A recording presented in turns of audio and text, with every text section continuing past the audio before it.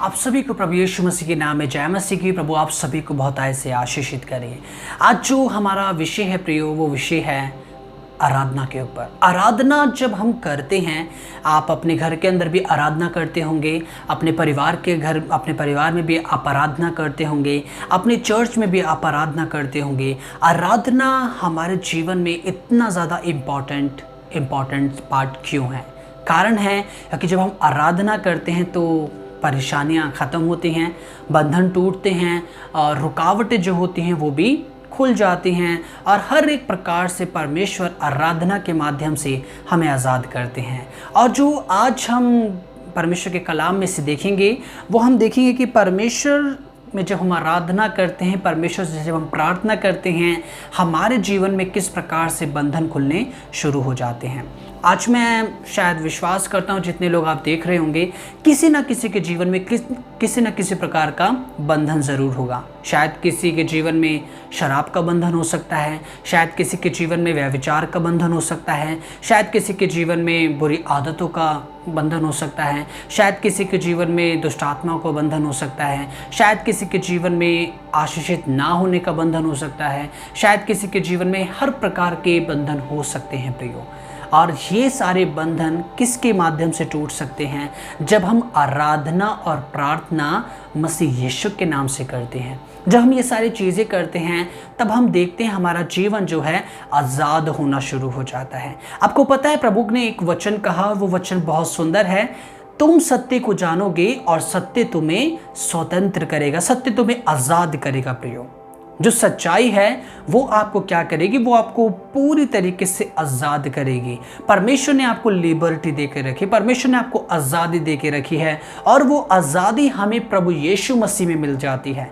पर जो हमें संसार में रहते हैं तो शैतान के जो साथ काम करने वाले, जो जिसे कह सकते हैं हम फॉलन एंजल्स हैं, वो सब क्या करते हैं? हमें किसी ना किसी प्रकार के बंधन में या किसी ना किसी प्रकार की बुराइयों में हमें वो क्या करते हैं?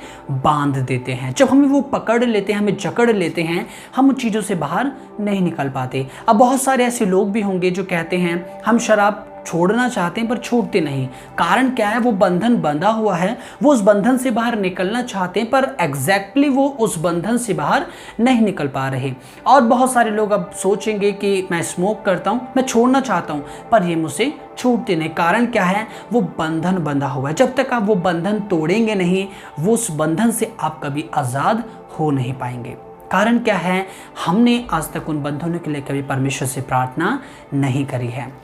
हम देखते हैं परमेश्वर आराधना और प्रार्थना के माध्यम से किस रीति से हम अपने जीवन के बंधनों को तोड़ सकते हैं, हम आज़ाद हो सकते हैं। परमेश्वर ने हमें खुद कहा है, तुम सत्य को जानोगे और सत्य तुम्हें स्वतंत्र करेगा, सत्य तुम्हें आज़ाद करेगा। और वो आज़ादी हमें मसीह यीशु के नाम में मिल जाती है प्रियो। हम देखते हैं प्रेरितों के काम अध्याय 16 उसके 25 वचन के अंदर लिखा है, आधी रात के लगभग पौलुस और सिलास प्रार्थना करते हुए परमेश्वर के भजन गा रहे थे और कैदी उनकी सुन रहे थे। इतने में एक बड़ा भूकंप आया, यहाँ तक कि बंद गृह की नींव हिल गई और तुरंत सब द्वार खुल गए और सबके बंधन खुल पड़े। Praise the Lord. परमेश्वर का धन्यवाद हो। यहाँ पर हम देखते हैं जो पौलुस है और जो सिलास है, पहली बात तो इनको मार पीट करके इनको एक बंदी गृह के अंदर डाल दिया गया, यानी कि एक जेल के अंदर डाल दिया गया है। पर जो परमेश्वर के दास हैं, परमेश्वर के सेवक हैं, वो क्या कर रहे हैं? आधी रात के लगभग ये क्या कर रहे हैं? आराधना कर रहे हैं, प्रार्थना कर रहे हैं। किससे कर रहे हैं? परमेश्वर पिता से कर रहे हैं।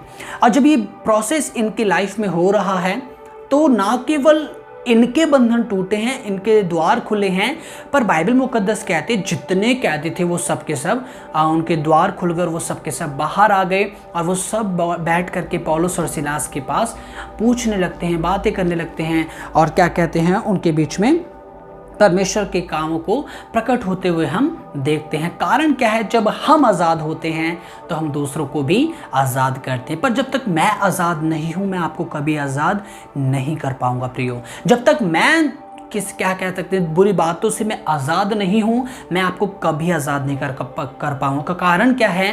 क्योंकि मैं खुद फंसा हुआ हूँ तो आपको मैं कैसे निकाल पाऊंगा? है ना। एक कहावत कही जाती है, वो कहावत ये है, एक अंधा दूसरे अंधे को रास्ता नहीं दिखा सकता। किसी एक की ज़रूरत पड़ेगी जिसकी आंखों में ज्योति हो प्रियो। अगर आपके पास वो ज्योति है, यदि मेरे पास वो ज्योति है, तो मैं आपका हाथ पकड़ करके आपको रास्ता पार करा सकता हूँ, मैं आपको दिखा सकता हूँ मार्ग। कारण क्या है? मेरी आंखों में ज्योति है। पर जब तक हमारे जीवन में ज्योति नहीं होगी, हमारे जीवन के अंदर परमेश्वर की सहभागिता नहीं होगी, हमारे जीवन के अंदर परमेश्वर की उपस्थिति नहीं होगी, हम कैसे दूसरों को आज़ाद कर पाएंगे? पर यहाँ पर पौलुस और सिलास के बारे में लिखा है, वो आधी रात के लगभग आराधना और प्रार्थना कर रहे थे और उनके बंधन टूट गए प्रियो।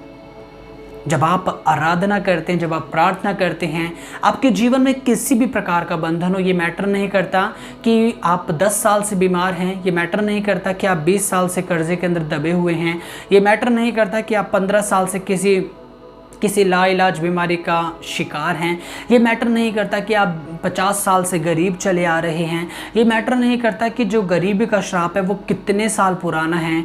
किसी भी बात का प्रभु यीशु मसीह में मैटर नहीं करता। कोई भी बात इतनी बड़ी प्रभु यीशु मसीह में नहीं है। पर प्रभु का वचन कहता है, मैं सब कुछ करने वाला परमेश्वर हूँ। जब आप उसकी आराधना करेंगे, उससे प्रार्थना करेंगे, तो आप देखेंगे कि आप बंधनों को टूटते हुए और दरवाज़ों को खुलते हुए अपनी आंखों से देखना शुरू करेंगे।